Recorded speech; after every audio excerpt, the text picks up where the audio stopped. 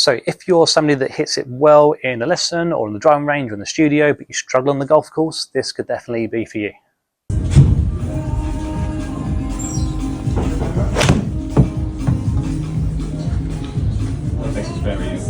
Yeah, it's good, but that's your fade shot, so that's fine.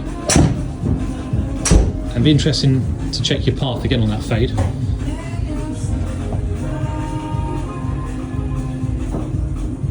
Only a -1, so good control of the club face. So that's his target. So see, as your ball flight starts it with the right. So again. So it's middle of the green.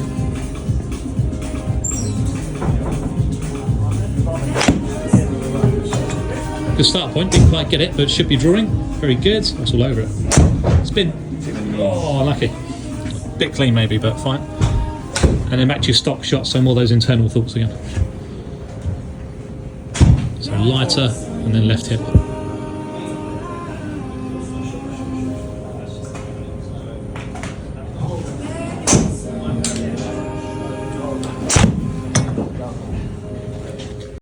Okay, let's be honest, like making a technical change is pretty tough anyway, can be quite a slow process. Doing that technical change on the golf course during a round, impossible, doesn't work. So what's happening in this session here is we're experimenting with different ideas on how to produce good golf while working on some technical stuff in a lesson. So in this case, we were trying to produce like less of a hook, better contact, that type of thing. Now the player would get sort of stuck inside, swing out to the right, low point before the ball, hooks and blocks, that type of thing. So where he's working on rotating and moving differently, mainly through the ball, very tough to do that with a technical change as well in the swing. Very tough to do that on the golf course. So because he's a good player and he's hit a type of shot before, which is a fade, and he knows how to produce that shot, while working on this hip turn and the club face thing, asking the player to hit a shot that will produce the movements that we're looking for in the swing is a really effective way of doing it, because it's very non-technical. You can almost work from, like we did here, almost working from the green back.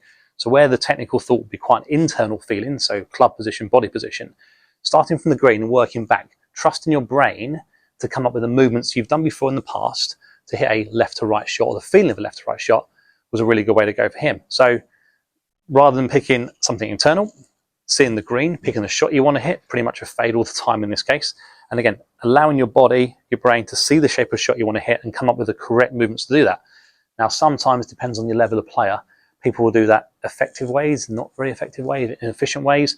But if they're doing it in a way that works, then that's completely fine. So this hip turn we were looking for with a less closed club face is pretty much a fade. So turning the hip back, keeping the face less left.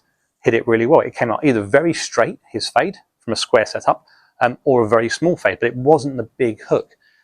The other option we gave him was something external, but quite narrow focus, so just a start point. So sticking with the draw, we did it with a fade as well, but sticking with the draw, can you start the ball to the right and either keep it to the right half of the green, avoid it over drawing to the left half.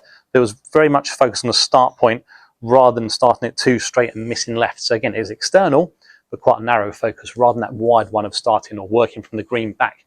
So if you're working on something technically, find a movement or a swing or a shape of shot or a type of shot. It could be high, low, depends what you're working on. Find a movement or a type of shot, like I say, that will produce the movement to enhance the technical feel.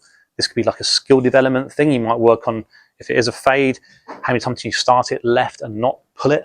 So that would have been the previous miss, the straight to left one.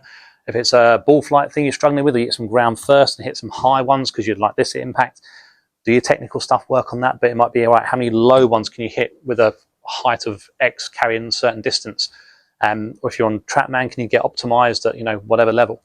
So the internal feeling wasn't working for him on the golf course. It was okay, but it wasn't as good as some of the shots he created doing this. And although it's important to still stick with that, you need to find a swing that works on the golf course. It's so tough, if not impossible, to have any sort of technical change. Think about it during a golf swing, while you've got the other stuff of how's my lie, whose turn is it to play, what's my score, where am I aiming, what club is it, what the wind's doing. It's too much. So if you can think externally and it's working from you, come up with a move that will enhance, through some skill or whatever, will enhance your technical feelings and use that on the golf course.